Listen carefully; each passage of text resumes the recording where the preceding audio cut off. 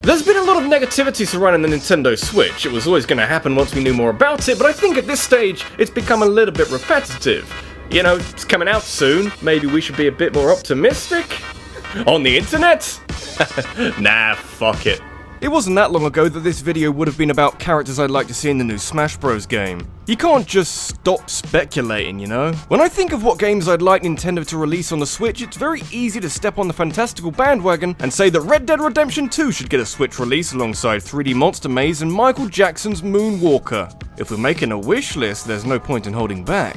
But no, you can only do that for so long until the cleansing wave of reality washes over you. And if I've got a chance to talk about what games I'd like to see on the Switch at some point, might as well keep it realistic. Naturally, my version of realistic might be wildly different to yours, but hopefully we can meet in the middle somewhere. The quickest way to convince people they should buy a console is to fill it with games. Hopefully good ones.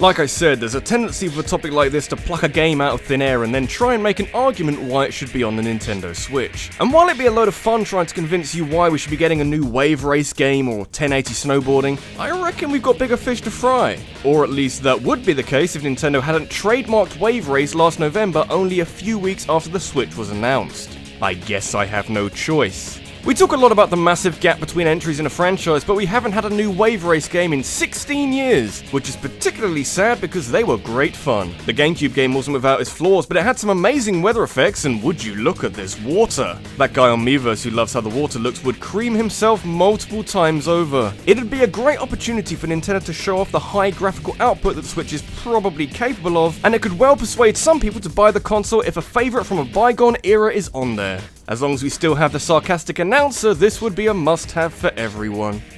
You have chosen poorly.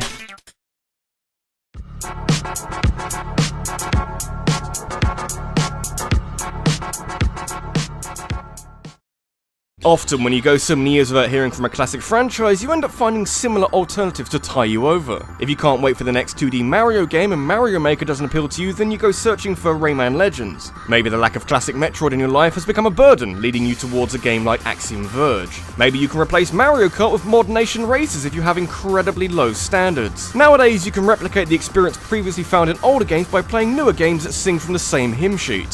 So, if you've been missing out on some F-Zero action this past decade, there's always a plan B. The similarities between F-Zero and Fast Racing Neo are a little bit too easy. Both are fast racing games, both have futuristic aesthetics, and both are as hard as balls if you want that kind of challenge. The similarities are in fact so commonplace that during a montage showcase of upcoming Switch games, people on Twitter thought that Fast RMX was actually F-Zero. I mean, it'll do. And yet, critically, the next game in the Fast Racing series seems to be making good use of the Switch's HD Rumble, which is kinda cool, but fulfills the criteria set up by Shigeru Miyamoto for a new F-Zero game. We never got a new F-Zero on the Wii U because Miyamoto said that it would need a new control interface that couldn't be achieved on the Wii U. If there's one thing that the Switch is good at, it's having about 5 different ways of playing the same game, so I'm sure there's something there that would make a new F-Zero game a reality. I'm not sure how fast RMX is using the HD Rumble, but it's an interesting feature that could work just as well in an F-Zero game. Mario Kart could use a bit of internal competition, and the world could use more Captain Falcon. It's been too long, really.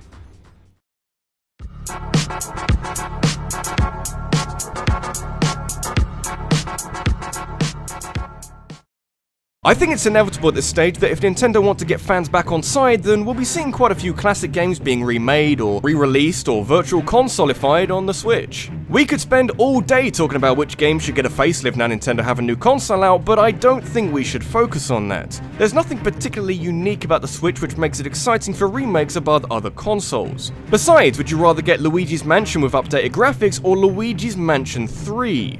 Don't answer that. I already know. You might be thinking that Luigi's solo adventures around a creepy house aren't really big enough for Nintendo to pump more money into it, but this is a spin-off series that Nintendo have been trying to promote quite a bit recently. Luigi's Mansion Dark Moon, which kind of came out of left field on the 3DS 4 years ago, was a very clever game and sold pretty well for a game where Luigi is the star. At this stage, a new Luigi's Mansion game would make a lot of sense, and going back to the HD Rumble again, this feature could make atmospheric horror-style games all the more immersive. I like the idea of a controller vibrating in certain subtle ways to maybe indicate footsteps, or the slow turning of a doorknob, or the crash of lightning. It's not quite VR, but anything that puts you slightly more on edge will work wonders. Hey, Mario's already got a game confirmed for the Switch, can't let him have all the fun.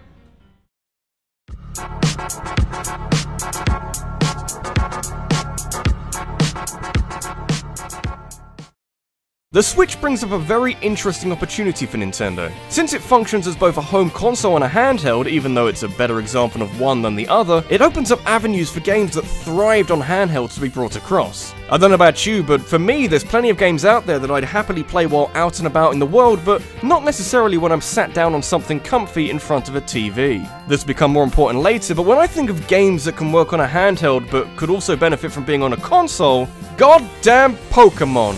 The series of the moment for Nintendo, really, and if they want to ship copies of this new console, then a new Pokémon game should be inevitable. Question is, what kind? Up until now, all of the main series games have come out on the handheld, with console titles taking the form of quirky spin-off games that answer questions that no one was asking. Strange adventure games where you steal Pokémon, fighting games, games where you take pictures, games where you try and talk to Pikachu, or maybe even a game where you don't do any of that and just catch Pokémon like normal. Would over 800 high-resolution 3D Pokémon models give the Switch plenty to think about? Absolutely, but you've got to push the boundaries to know where they are. It'd be surprising if Pokémon did it though. I've heard that some people want multiple save files for a Pokémon game, which you might think can't be done due to technical limitations, but I'm fairly certain that in this day and age the focus is more on keeping alive the tradition of having two separate Pokémon games that force human interaction out of you if you want all of the Pokémon. And they make Nintendo quite a bit of money, and if Nintendo are worried about sales in the future, this is unlikely to change.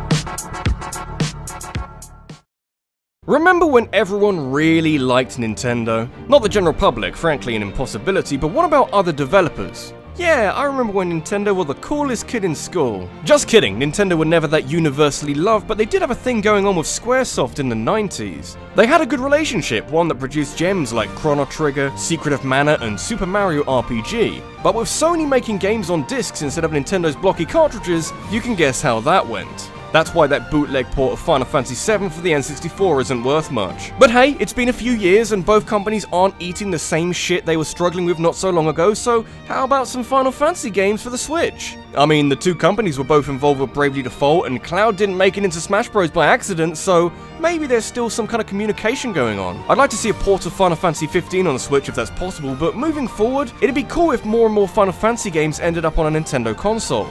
A good place to start? The remake of Final Fantasy VII if they can do that, but since I'd like to focus on genuinely new games, whatever comes after Final Fantasy 15. Square Enix have a series that's moving in the right direction, and Nintendo have a console that isn't complete crap. Strike while the iron is hot, guys.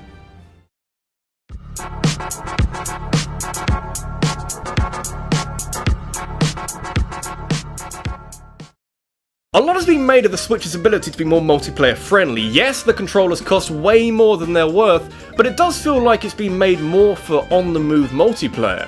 We may well see games in the future take advantage of this, but for now, I'm just interested in more Mario Party. When was the last time I cared about a Mario Party game being released? Honestly, not sure. Maybe 7? Which one was the first on the Wii? Anyway, I wouldn't really say that the draw of multiplayer Mario Party has diminished over time, since that depends almost entirely on your social circle, but with so many games that haven't really changed anything for the better, the idea of inviting friends over to play the latest Mario Party game doesn't leap out at me. You'd have to organise so much. Everyone would need a Wiimote, and they'd all need to be keen, it's all too much. So instead we have this tablet thing that comes with 2 controllers, and the idea of taking it over to a friend's to play Mario Party doesn't sound like such a hassle. Clearly Nintendo think that the Switch will make party games fun again, given how much focus they put on 1-2 Switch, so I think at this stage it's a case of when rather than if with Mario Party. Tell you what though, given the creativity behind a lot of the minigames in 1-2 Switch, I'm pretty interested to see how Mario Party uses the hardware. They were always the best part of Mario Party games, everything else is just filler. I can't wait to jerk my Joy-Con suggestively!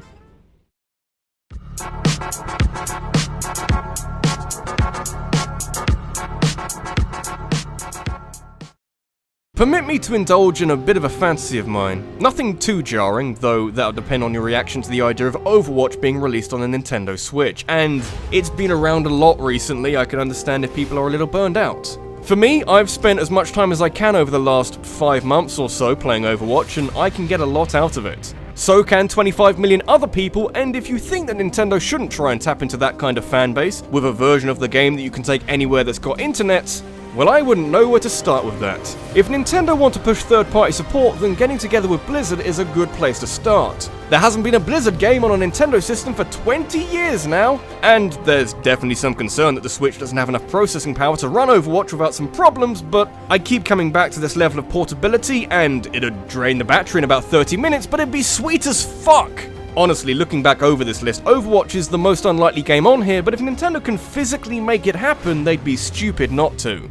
Wouldn't it be fun if Nintendo followed a trend for a change?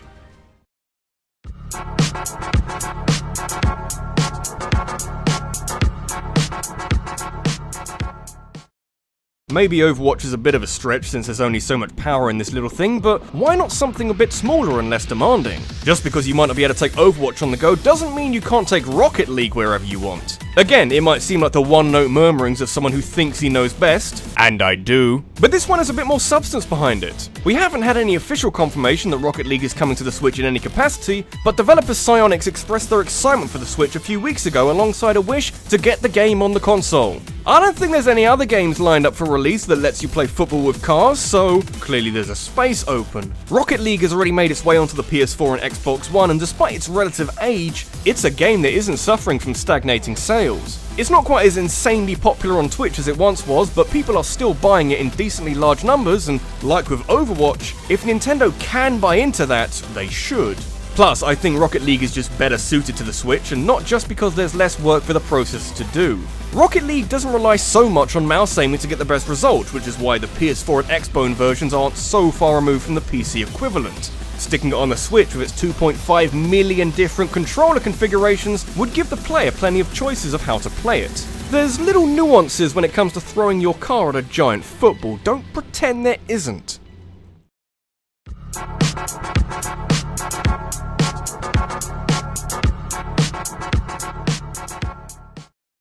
To me, The Legend of Zelda Breath of the Wild seems like an apology. At the time of this video, I haven't had the chance to sit down and play it for hours on end to work out if it's a good game as well, but the events surrounding it do feel like Nintendo's attempts at reconciling with Zelda fans. You know, sorry we kept you in the dark for so long about this game. Sorry for Skyward Sword being so divisive. Sorry we didn't give you much to play in the meantime. Of course, this only applies if you think that the world revolves around these entitled Zelda fans, and you're damn right about that! But comparatively, I think Metroid fans will take anything at this stage. Well, not anything. A mobile game, for example, wouldn't really do it, nor would a Metroid Party minigame collection thing. So that just leaves a proper Metroid game that continues the legacy of the Prime games. It doesn't even have to be a direct continuation of the Prime games, just a game that does the series a bit of justice and shows that Nintendo still cares about one of their oldest properties. I was surprised that we went through the Wii U's lifetime without a Metroid game, since the technology was there for some pretty sweet features, but you can still use the Switch as a pseudo gamepad that can show maps or a secondary viewpoint like environmental scanning.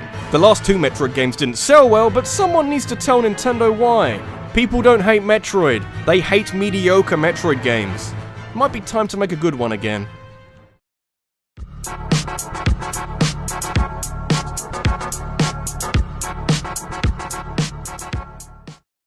Given Nintendo's recent track record with the Wii U, the chances of them creating a game that is perfectly suited to the Switch isn't as likely as you'd think. I only say this because the Wii U had a lot of creative potential, but the number of games that really used it is probably in single figures. By comparison, the Switch has a little less going on, but you've still got controllers that vibrate in weird ways and the ability to play it while on the toilet, so you're now looking for a game that takes advantage of that. Let me tell you, some of my finest moments have come from fishing in Animal Crossing while taking a dump. I have simple needs. Animal Crossing has been building up to something for a little while now. We'll ignore Amiibo Festival since there's not a lot you can glean from that, but I think between New Leaf plus its recent DLC, City Folk, and especially Happy Home Designer, the series has been accumulating ideas that could easily be pulled together in a new release where you can visit islands and city areas and have a huge amount of creativity over interior and exterior design. Not many franchises can say that they've been making steady improvements over the years with a view towards bringing it all together, rather than making radical changes to bring off the pretense of progress. Before Amiibo Festival came out, I was sure this fabled Animal Crossing game would end up on the Wii U, but should it make it onto the Switch, then we have an amazing concept on our hands here. Animal Crossing on a handheld, or Animal Crossing on a widescreen TV. There's plenty of arguments in favour of both, but it's a choice we won't have to make if we get a game on the Switch. Being able to take a vibrant town with you wherever you go and yet still be able to put it into a dock when you get home and view it on a big screen TV in a more relaxed environment sounds fucking incredible to me. And I'd still be able to play it while taking a shit. I love the future. This is RabbidLuigi, and Animal Crossing benefits from the Switch's portability, but I reckon it can get some results out of the HD Rumble too. Maybe the controller could vibrate when you've got a fish on the line, maybe you could move it through the air to catch bugs. Motion controls have their problems, but used sparingly, it could be a lot of fun. Or we could get another board game. That'd be less fun.